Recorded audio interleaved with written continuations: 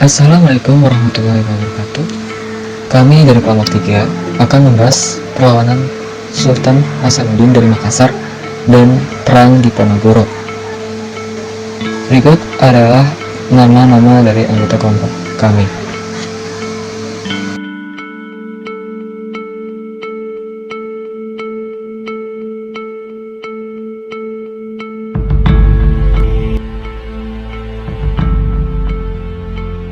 Kerajaan Goa merupakan salah satu kerajaan yang sangat terkenal di Nusantara. Pusat pemerintahannya berada di Sumba Opu. Pelabuhan Sumba Opu memiliki posisi yang strategis dalam jalur perdagangan internasional. Pelabuhan Sumba Opu ini telah berperan sebagai bandar perdagangan, tempat persinggahan kapal-kapal dagang dari timur ke barat atau sebaliknya. Dengan melihat peran dan posisi Makassar atau kerajaan Goa yang strategis ini, VOC berusaha keras untuk dapat mengendalikan Goa. VOC ingin menguasai pelabuhan Sumba Opu serta menerapkan monopoli perdagangan. Untuk itu, VOC harus dapat menundukkan kerajaan Goa. Berbagai upaya untuk melemahkan posisi Goa terus dilakukan. Sultan Hasanuddin atau Raja Goa menentang ambisi VOC yang ingin memaksakan monopoli di Goa karena Goa anti terhadap tindakan monopoli perdagangan. Masyarakat Goa ingin hidup merdeka dan bersahabat kepada siapa saja tanpa hak istimewa. Seluruh kekuatan dipersiapkan untuk menghadapi VOC. Benteng pertahanan mulai dipersiapkan di sepanjang pantai. Beberapa sekutu Goa mulai dikoordinasikan. Semua dipersiapkan untuk melawan kesewenangan VOC. Sementara itu, VOC juga mempersiapkan diri untuk menundukkan Goa. Mulai saat itu, VOC melaksanakan strategi politik divided et impera atau adu domba. Misalnya, agar mendapat dukungan untuk menyerang Goa, VOC menjalin hubungan dengan seorang pangeran Bugis dari Bone yang bernama Arupalaka. Pada tanggal 7 Juli 1667 meletuslah Perang Goa. Beberapa serangan VOC berhasil ditahan pasukan Hasanuddin. Tetapi dengan pasukan gabungan disertai peralatan senjata yang lebih lengkap, VOC berhasil mendesak pasukan Hasanuddin. Benteng pertahanan tentara Goa di Barombang dapat diduduki oleh pasukan Arupalaka. Hal ini yang menandai kemenangan pasukan VOC atas kerajaan Goa. Pada tanggal 18 November 1667, Sultan Hasanuddin kemudian dipaksa untuk menandatangani perjanjian Bongaya. Sultan Hasanuddin sangat menentang perjanjian tersebut karena isi perjanjian tersebut bertentangan dengan hati nurani dan semboyan masyarakat Goa atau Makassar.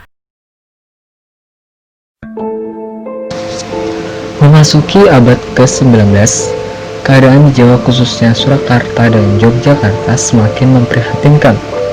Intervensi pemerintah kolonial terhadap pemerintah lokal tidak jarang mempertajam konflik yang sudah ada dan atau dapat melahirkan konflik baru di lingkungan kerajaan.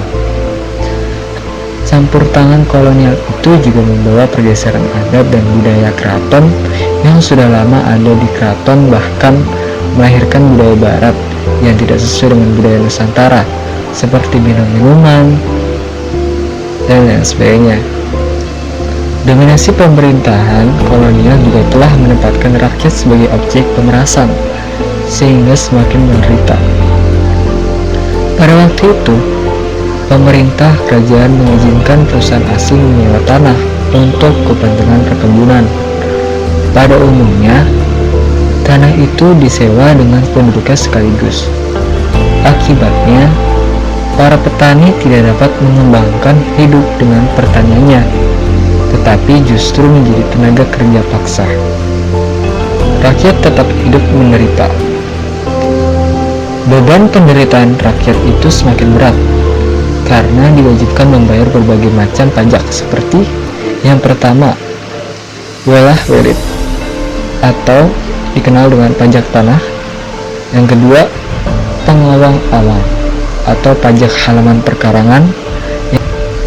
Yang ketiga, pecumpling atau pajak jumlah pintu. Yang keempat, pajigar. atau pajak ternak.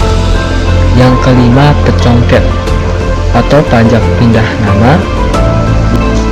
Yang keenam, bekti atau pajak menyewa tanah atau menerima jabatan.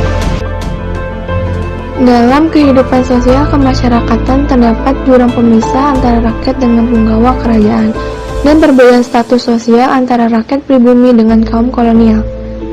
Dalam suasana penderitaan rakyat dan kekacauan itu, tampil seorang bangsawan putra Sultan Hamengkubuwono III yang bernama Raden Mas Ontowiryo atau lebih terkenal dengan nama Pangeran Diponegoro.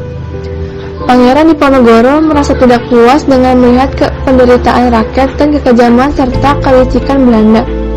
Pangeran Diponegoro merasa sedih menyaksikan masuknya budaya barat yang tidak sesuai dengan budaya timur. Oleh karena itu, Pangeran Diponegoro berusaha menentang dominasi Belanda yang kejam dan tidak mengenal peri kemanusiaan. Bermula dari insiden Anjir, sejak tahun 1823, John Kerr Anthony Hendrik Smithsart diangkat sebagai residen di Yogyakarta. Tokoh Belanda ini dikenal sebagai tokoh yang sangat anti terhadap Pangeran Diponegoro. Oleh karena itu, Smithsart bekerjasama dengan Pati Danurejo untuk menyingkirkan Pangeran Diponegoro dari Istana Yogyakarta. Berawal dari insiden Anjir inilah meletus Perang Diponegoro. Pada tanggal 20 Juli 1925 meletuslah Perang Diponegoro. Meletusnya perang ini didasarkan pada visi dan cita-cita Pangeran Diponegoro, yakni untuk membentuk Kesultanan Yogyakarta yang memuliakan agama yang berada dalam wadah negara Islam. Pangeran Diponegoro sering disebut dengan Pangeran Jawa. Belanda datang dan mengepung kediaman Pangeran Diponegoro di Tegalreja. Pertempuran sengit antara pasukan Diponegoro dengan serdadu Belanda tidak dapat dihindarkan. Tegalreja dibumi hanguskan. Mengatur strategi garis larong, Pangeran Diponegoro menyusun strategi perang. Dipersiapkan beberapa tempat untuk markas komando cadangan.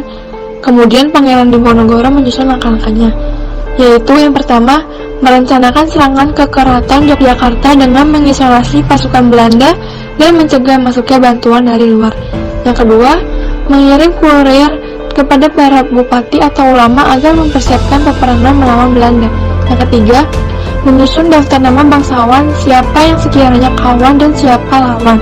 Yang terakhir, membagi kawasan Kesultanan Yogyakarta menjadi beberapa mandala perang dan mengangkat para pemimpinnya. Pangeran Diponegoro telah membagi menjadi 16 mandala perang.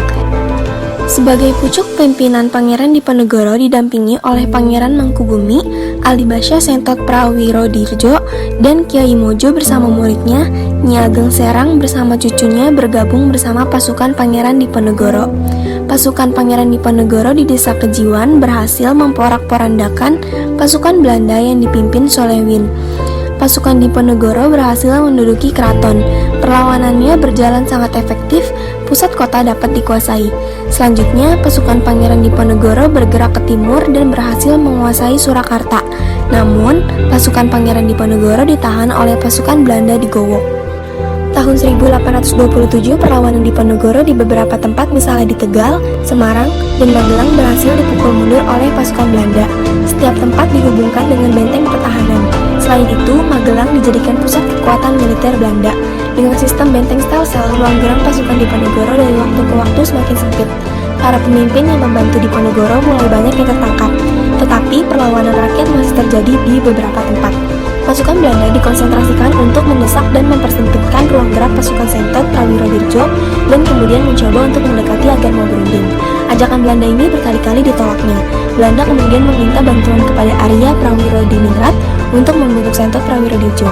Pertahanan hati Sentot Prawirodirjo pun luluh dan menerima ajakan untuk berunding. Pada tanggal 17 Oktober 1829 ditandatangani perjanjian Imogiri antara Sentot Prawirodirjo dengan pihak Belanda. Isi perjanjian itu antara lain sebagai berikut.